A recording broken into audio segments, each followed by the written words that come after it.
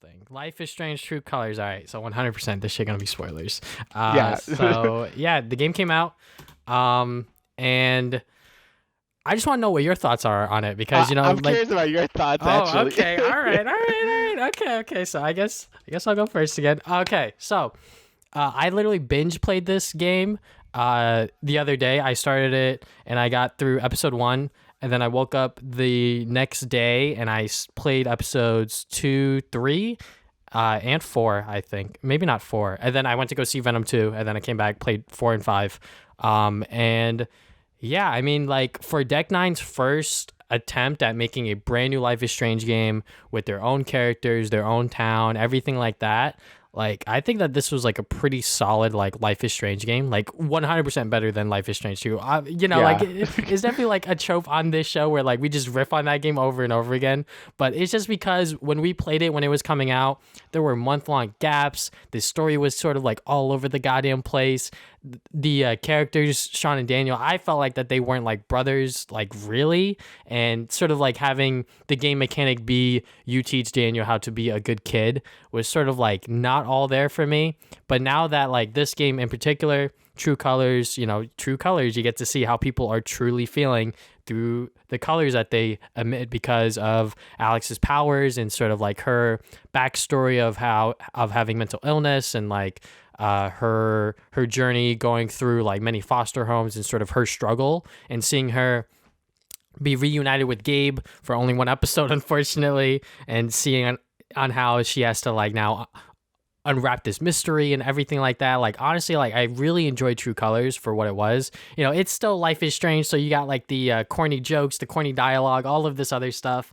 But for me, like as a Life is Strange fan, I feel like that this was like a pretty solid like I guess third game, sequel, whatever you want to call it. It's a really good new Life is Strange game. So Yeah, I basically agree like 100% with you. I feel like my main issue with Life is Strange 2 was the fact that it wasn't in one location and they kept moving around, so you couldn't get to know like any characters at all. Obviously, some followed you in Life is Strange 2, but I don't know. You didn't really feel that strong of a connection, especially to the area you're in. I feel like that's a big part of Life is Strange, like Arcadia Bay, and then this game is Haven Springs. Like you really get to know the town and stuff, all the people in it, and that it just makes it feel more like this small town sort of thing, like mystery thing. Life is Strange 2 never had that. I felt it went way too grand, and I think it didn't pay off in the end. And in my opinion, I know some people like that game, but for us, it wasn't. It wasn't it. I think this game goes back to its roots. You got like I think a really good set of side characters that you get to see and hang out with and fix their problems. With Alex's like empathy power, which again, like I said in Life is Strange 2, is I wanted a more subtle power in the next Life is Strange game, and we got that. It's basically mind reading plus you could feel what they're feeling, which I think is really neat. I think it gives that like a little spice to what I initially said. So I think that was a really cool sort of like side effect to her power. And I think I wish it did a little more with it, but I think for what they did, I think it was pretty good. Like I think Life is Strange 1 still had the most fleshed out power in terms of like gameplay wise and what you could do with it. But I feel like this was also a really neat like power, and I really did enjoy it. And again, all the characters I felt were really good. Really good. I felt like there weren't too many of them. You got to know them throughout the town and throughout the episodes. Steph and Ryan probably being the biggest two, and Gabe being like the bigger ones. And I thought they were all great. I really love Steph. I thought she was really good.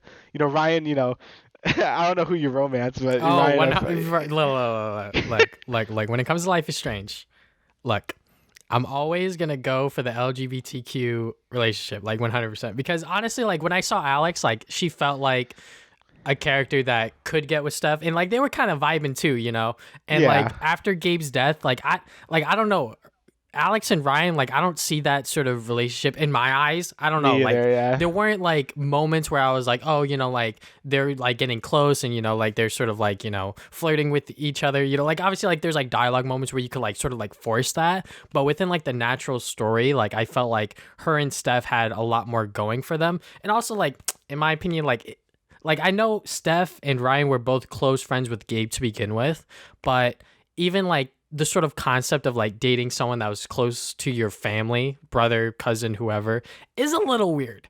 in my Yeah. opinion. So, either way, those were like the only two like love interests that you could really like go for. So obviously like I went with Steph because I felt like that was like the more sort of like compatible relationship in my eyes. Obviously, like this is like a sort of like graphic adventure game where you could choose whoever you want to go with, but yeah, I mean, like Steph, like as a character, seeing her again from I believe before the storm, Before the right? storm, yeah. Yeah, so seeing her again and seeing her character and who she is within this small town is very cool. And again, all of the other side characters. Oh my god, bro, Jed, bro, I was rooting for him. Like no cap. Yeah, same. No Same. cap, no cap, no cap. At the start of episode 4, I was streaming it on Discord to Louis, and I was like, "Yo, bro, Jed's the goat." And then at the end, when he shoots her, I was like, "No, bro." Yeah, I literally did not see that coming. Usually I'm pretty okay with it, but I'm like, oh shit! And like obviously the more and more you're like walking into forest, so I'm like, okay, wait, something's gonna happen. I thought at first I thought Jed was gonna get shot, right? I thought something was gonna happen like that and was gonna be sad, but he ended up shooting you. I'm like, I did not expect that, and I honestly thought it was a pretty good twist. I really didn't see that coming. Yeah, I mean, it sort of harkens back to Life is Strange 1 in a sense with, I forget what's his name, but the teacher. Jefferson. Yeah, Jefferson sort of being the guy that, is behind everything. It does sort of play into that, which is fine.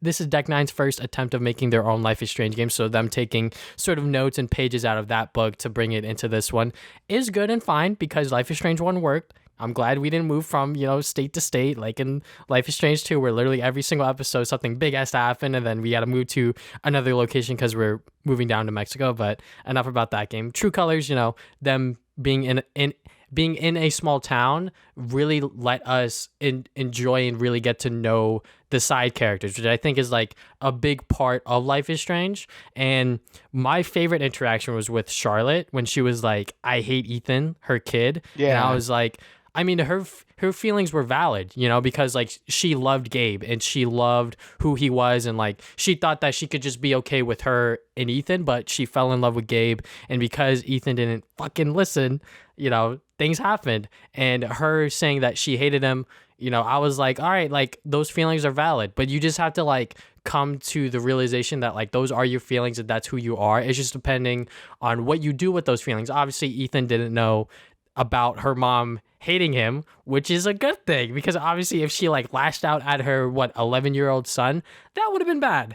But choices, the big choices, like taking away like the fear from the cop and like taking the anger from her, both times I chose to not do it because like I viewed the power of like seeing someone's feeling as like a way to like get to know them and actually like try to help them without using the power itself to directly help them, if you know what I'm saying. Right. Yeah, because I think that would be a bad. I didn't take away the feelings of Charlotte because I feel like it was too much anger or whatever. Yeah. And I felt like she had to sort that shit out herself. Yeah. Like that was 100% a situation where I was like, she has to figure out on her own. Like I want to help her and I'll try to help her, but like taking the anger away from her, that's like a little too much and sort of like crossing the boundary. But go on. Yeah, and with the cop, I think I did take away his fear just because I felt like it wasn't as like strong, and since I already was fearful of what they're called, the company, I forgot what they're working. Oh, Typhon. Yeah, Typhon.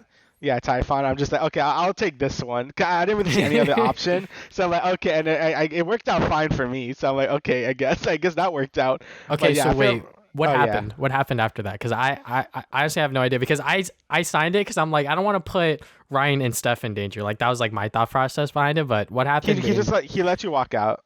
Oh, okay. Yeah, he lets you walk out, and then you just move on with your life. Like you get a little more paranoid, but like that's about it. But I felt like you're very paranoid, so I feel like that. I feel like that wouldn't really like because Alex wasn't angry like when she met Charlotte. Like she was just like whatever. I think if you suck her fear out, then like she would just become like like Alex would just be like lash out. So I'm like, okay, I'm not gonna do that. So but yeah, I'm curious. At the end, did everyone stand up for you? Okay, so the way my thing played out was that some people stood up for me and some didn't. Okay. Steph was 100% by my side. She's like, yo, Yeah, what the hell? My girl, yeah. Yeah. But I had some people stand up for me. I think what's her name? Goddamn Caroline. Which one? the The older older one, woman. I forget. Eleanor, I think her name Yeah, yeah, was. Eleanor. Yeah, yeah. So like she stood up for me, and then what's it called? I think Ducky was still like by his side or whatever. So, but yeah, Yeah. Oh, yeah. I was gonna say, I think to get them on your side, 'cause I have all of them on my side. oh Cause shit, yeah, yeah, yeah. because like, Louis told me that like after the scene happened, I was like, wait, you can get everyone on your side? That must be hard. But like, what did you do? So I think you just gotta help all them out. For Eleanor, cause I looked it up after I beat the game. For Eleanor, you do her little thingy in her shop when she had the dementia or whatever. So you had to Hmm. help her do all that, and then not tell what's her face oh, I forgot her name, her granddaughter. But you can't tell her about her dementia, or else she won't stand up for you. Which I didn't. Hmm. I didn't even know that was an option, so I Oh didn't yeah, do yeah, it. yeah. I didn't know that either. Um, yeah, for the cop, I think you have to suck his fear out for him to stand up for you, because he would be too scared to like say to stand up for you, I think. But I don't Hmm. know if he did it for you or not. Did he stand up for you? No, no, no, he did not. Oh, He did not. He okay. was like, look, just let it go. I was like, you motherfucker. And for Ducky, I think it's after a certain point. It's not. It's he's pretty hidden.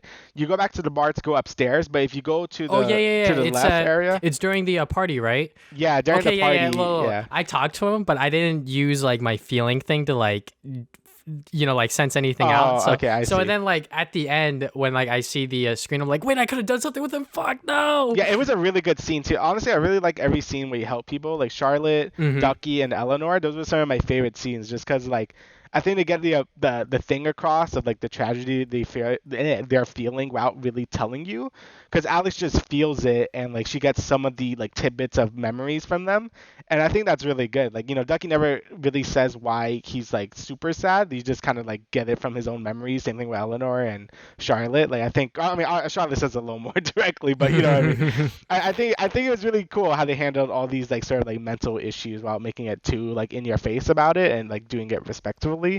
I thought that was really good. Like, those were some of my favorite moments in the game. Yeah, and I just really like the overall like just like arcing story. The fact that this game came out all at once, so you could play all 5 episodes like instantly or take your time. That was like really really a fun to just do again because I haven't binged a sort of like graphic adventure game since I played Life is Strange 1 back in like 2017 or something like that. I forget exactly Yeah, what year, but whenever I I, did my video on I think it that, was 2016. I played in 2016, I think. yeah, I But think I played it a little after you. I forget what yeah, year, but just playing it through and through, episode 1 to 5 again, doing that with this new game was like super duper fun. So you played on PC, right? yeah, I played on PC. Okay, so I decided to buy the PS5 version physically Yeah. because I'm like, like because I want a physical version of this game anyway. So I'm like, I'll just buy it on the PS5. Did you run into like any bugs or anything like that? No, mine was all fine. I didn't have any bugs. Okay, that's what I expected for the PC version. For me personally, Uh-oh. so there was one scene. I think it was in like episode 1 or 2 where like Jed spoke twice. Like he started his line and then he like Oh restarted no. it. Yeah. So that was kind of weird. Mac. Okay, yo, Mac. Okay, Yeah. he's. Before I talk about this bug, Mac, like as a character, obviously, like I'm glad that they like redeemed him like very, very quickly because in every single Life is Strange game, there's a fucking character that you are going to hate, like Yeah. 100%. So within this game, they pretty much clearly started off with Mac, and Alex beats the shit out of him, and that sort of relationship with him is sort of like tainted from then on out. And then you learn more about the sort of Typhon stuff, and like his character gets redeemed in some regards. So like that was like kind of fun and sort of interesting to see. Him, him trying to run out of town is obviously not the smartest thing to do, especially when people think you fucking murdered Gabe. But yeah, the bug that I encountered was like right when you meet him on the bridge, right Yeah. after that first cutscene, when you have to look at the security camera to sort of Yeah. see his fear. My entire screen was fucking black. My Oh screen was shit. black, but the game was still going. So like I had to like guess like where the camera was. So like I was literally walking and like moving my camera, like trying to guess. So when I finally got it, the game came back and I was like, okay, what the fuck was that? Because that shit was weird. And then another part, the game just straight up crashed. The game just straight up crashed and I had to restart from my last checkpoint. And I was like, all right, that was kind of weird. But that only happened once. But yeah, obviously the console versions, and also they're locked at 30 FPS. Yeah, that's weird. Yeah, which like I didn't mind because like if I don't see it in 60, it's gonna be okay. But Yeah. like for the PS5 version, it's locked at 30. Are you serious? Like that is a little bummed out because I feel like with this generation in particular, like games should 100% just be standard 60 FPS without a doubt.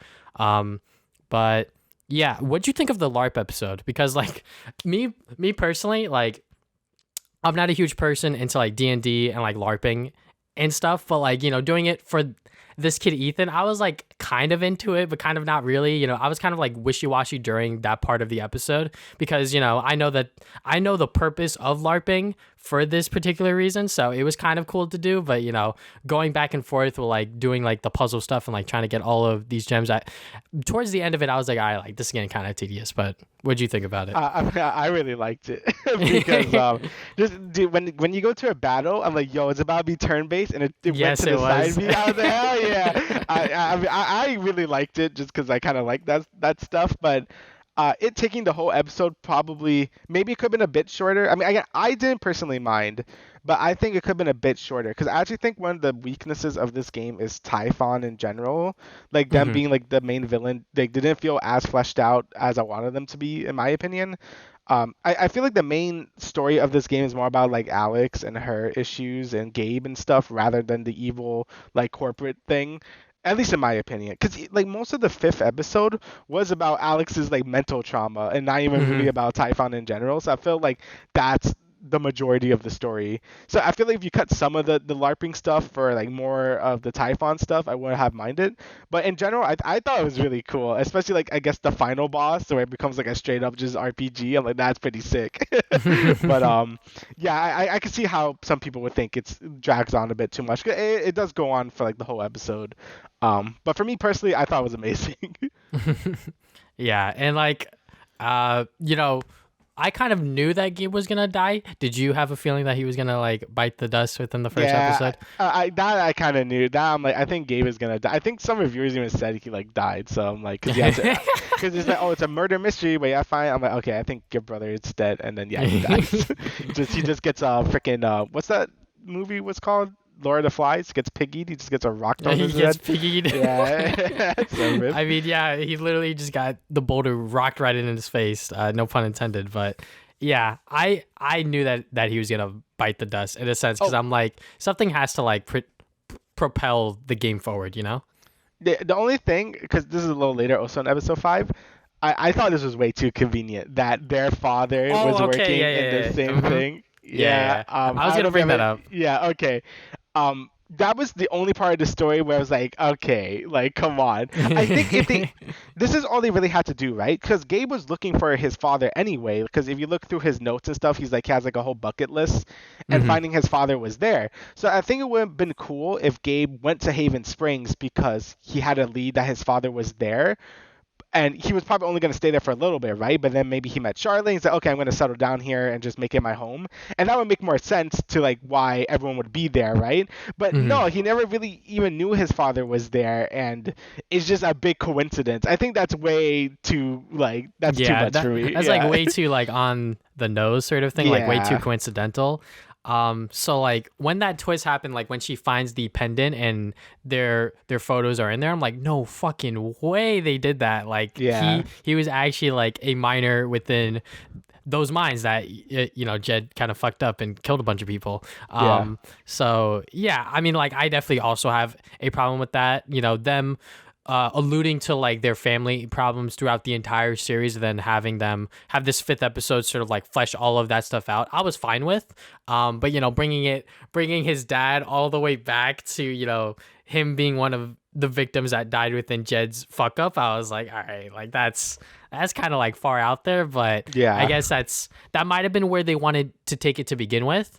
But maybe they could have like hinted it a little bit better and sort of like sprinkled it a little bit more. I don't know, because that was just way too coincidental. But us exploring Alex as a character like throughout this entire series, especially within the fifth episode, was really really fun. I feel like that, you know, even though she was just like her own character for like the most part, like she didn't have like someone else to bounce off of like with Max and Chloe, she was like a very very like strong character in a sense that like she is able to identify like her struggles and like have empathy for other people because of those struggles, and empathy is definitely something that you don't find in everyone, unfortunately. So having that be like the main power and the sort of like main focus of this game was very cool. And I'm gonna be honest, like I didn't use the sort of like feeling power to like its full extent. Like I mentioned earlier, I didn't like take the fear or the anger out both times I got the chance to.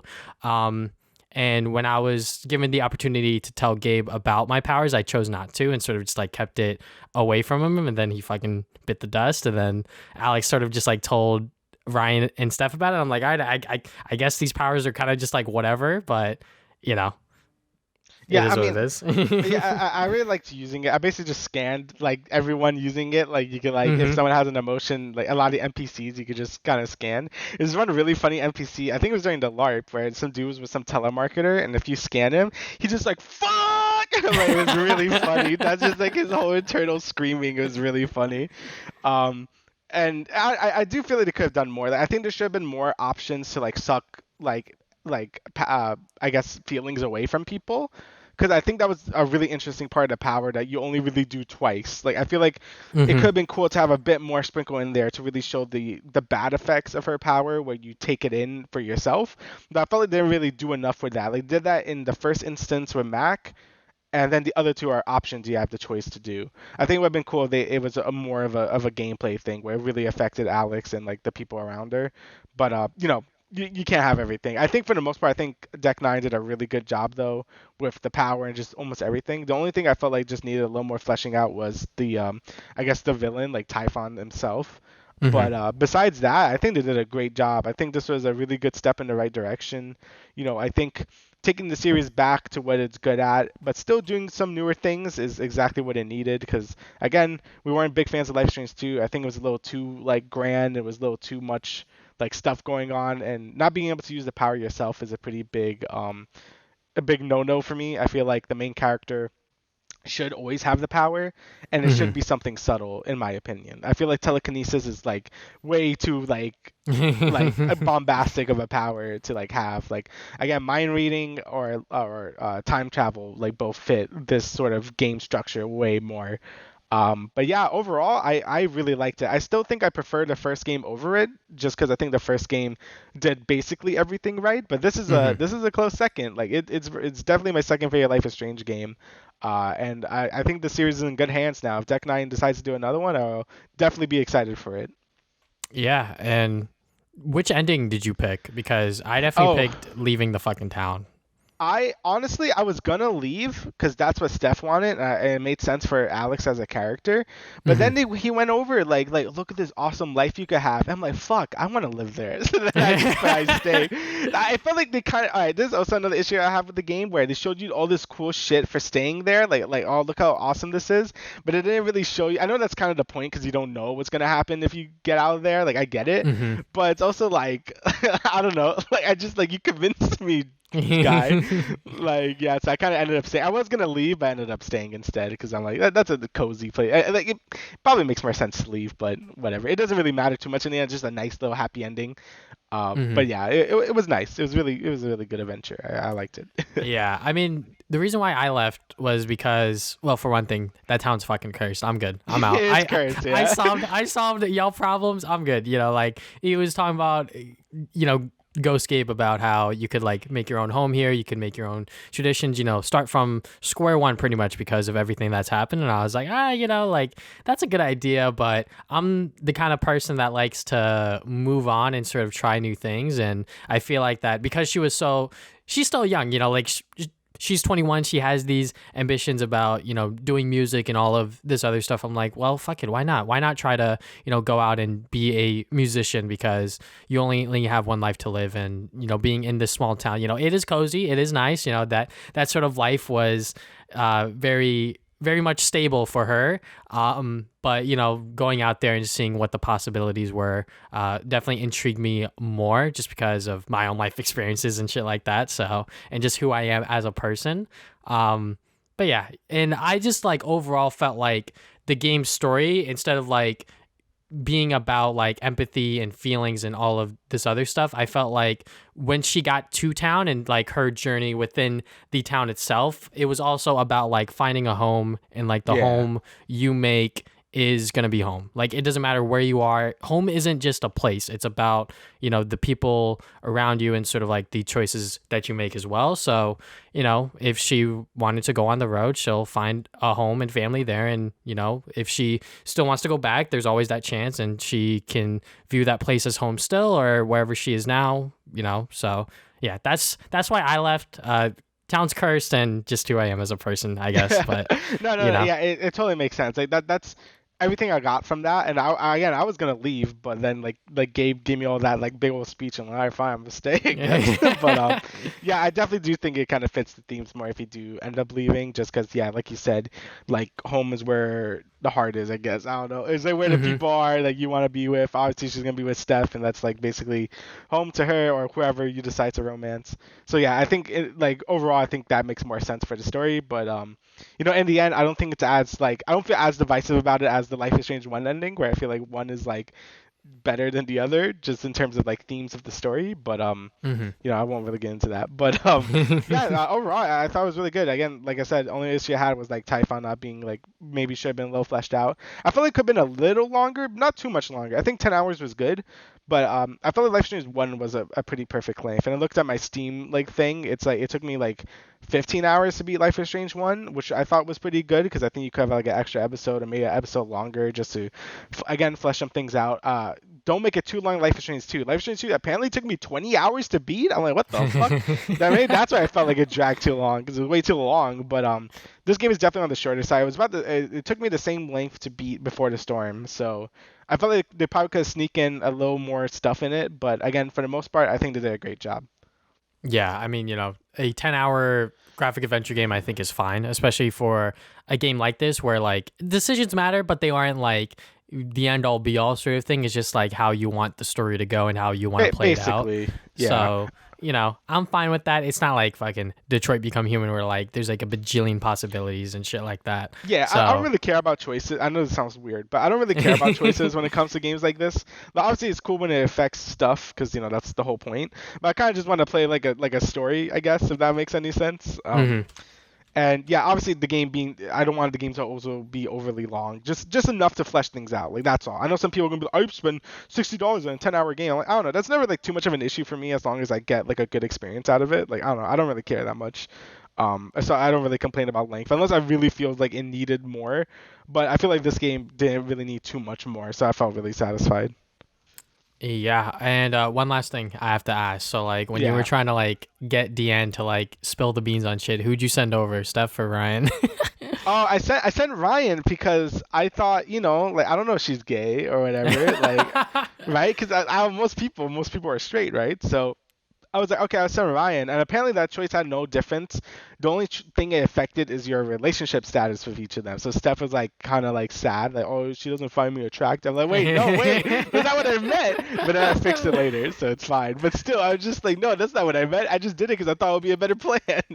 You still So kissed yeah, her on the roof, right? yeah, of course, Okay, yeah. I yeah. mean, like, I sent Steph because I'm like, look, she's making a better argument about like, how she was like flirting with her and shit like that. So, when you do send Steph over, that shit was so funny. She's like, "Am I blushing?" I'm like, "Oh my god, are you asking Oh, this in front of me? Like, what the fuck?"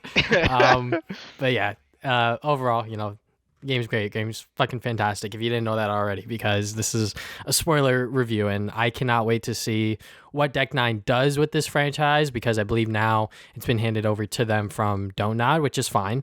It seems like Don't Nod don't want to do any more graphic adventure stuff, which is once again fine. So I feel like that Life is Strange has a good home with Deck Nine, and this first game is sort of like their way of experimenting with new characters, a new plot. Obviously, taking pages out of the first game, which is a good thing. I wonder what they're gonna do for the next game. Yep, I highly recommend it if you were a fan of Life is Strange 1 and maybe didn't like 2 as much. I would highly recommend it because I think, again, it goes back to its roots and I think it's great. And I guess get it on PC because apparently the console versions are not great. Yeah, bugs like that 30, if you value those things, definitely go with the PC port. But I was still able to play from start to finish. It's just that one bug with the black screen was freaking me out because I literally restarted from checkpoint and then it did it again, and I was like, all right, I guess I have to figure this shit out on my own. So God damn.